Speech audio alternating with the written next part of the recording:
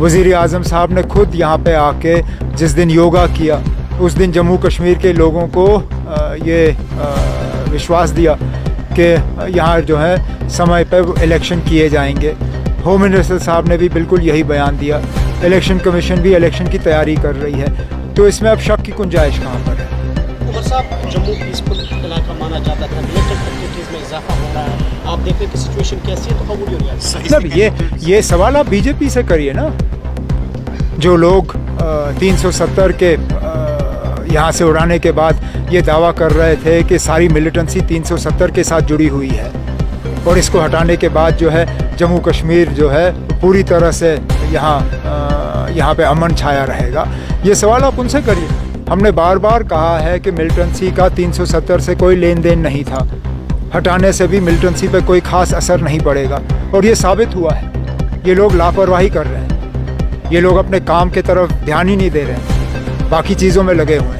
आपके जो आला अफसर हैं उनको काम की तरफ कोई ध्यान नहीं है, उनको हालात को सुधारने में जो रोल अदा करना चाहिए वो कर नहीं रहे हैं। फारूक साहब कह रहे हैं कि सेटलमेंट ऑफ इशू के लिए इसलिए जो है अटैक्स हो रहे हैं। मैं उसमें कुछ नहीं कहूँगा। ये आपने फारूक साहब से सवाल किया, वो फारूक साहब का जो जवाब है आपके सामने है। क्या मानते हैं कि ये स्टडी लैब से बीजेपी की तरफ? बीजेपी की तरफ से नहीं ना, बीजेपी का ये हुकूमत की तरफ से जो है लापरवाही है, उसमें तो आप इनकार कर नहीं सकते हो।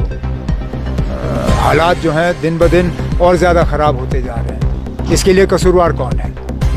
जब एक तरफ से जब हमारी हुकूमत थी, हमारी हुकूमत को इन चीज़ों के लिए कसूरवार ठहराया जाता था, ठीक है ना। अगर उन हमलों के लिए हम कसूरवार थे तो आज जो हमले हो रहे हैं उनके लिए कौन कसूरवार है? जाहिर सी बात है ये लोग हैं और उनको हालात सुधारने में जो रोल अदा करना चाहिए वो नहीं कर रहे। अब हम यही उम्मीद कर सकते हैं कि ये जो सीनियर पोस्टों पे बैठे हुए हैं, चाहे वो राजभवन हो चाहे वो राजभवन के एडवाइज़र हों, मेहरबानी करके अपने ऐश व आराम को छोड़ें और अपने काम की तरफ जो है ज़्यादा तवज्जो दें। एज ए ग्रोइंग डिमांड की इंडिया को रिस्पॉन्ड करना चाहिए और जो मिलिटेंट बेसिस पीओके में उनको स्ट्राइक करना चाहिए। मेरा उसमें कोई कहना नहीं है, जो मैंने इस तरह की कोई डिमांड सुनी नहीं है और इस तरह के फ़ैसले हम जैसे लोग नहीं करते। इस तरह के फ़ैसले जो हैं वो बड़े पैमाने पे होते हैं, लेकिन इससे पहले भी आपने स्ट्राइक किया, क्या ये हमले रुके? आपने बढ़ चढ़ के जो है बालाकोट में स्ट्राइक करने का दावा किया, उसके बावजूद जम्मू कश्मीर में मिलिटेंसी ख़त्म नहीं हुई। अगर आप मुझे यकीन दिला सकते हो कि स्ट्राइक करने के बाद जम्मू कश्मीर जो है वो पूरी तरह से मिलिटेंसी से आज़ाद किया जाएगा, ठीक है ना, हम भी सुनने के लिए तैयार हैं। उमर साहब, जैसे कि आपने कहा कि इलेक्शन कमीशन जम्मू कश्मीर में असेंबली इलेक्शन की तैयारी में मसरूफ है, दूसरी जब जम्मू में मिलिटेंट के अटैक्स हो रहे हैं, तो कोई एप्रीहेंशन है आपका कि? मुझे कोई एप्रीहेंशन नहीं है। अगर हमारे होम मिनिस्टर और प्राइम मिनिस्टर जो हैं वो इन ताकतों के सामने झुकने के लिए तैयार नहीं हैं तो फिर वक्त पे इलेक्शन होंगे।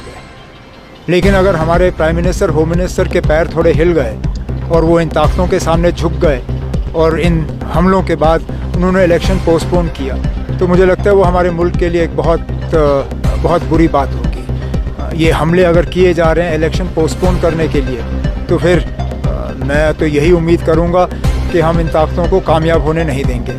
लेकिन अगर हमारी जो केंद्रीय सतह पे लीडरशिप है, अगर वो इन ताकतों के सामने झुकना चाहेगी तो ये फ़ैसला उनका होगा।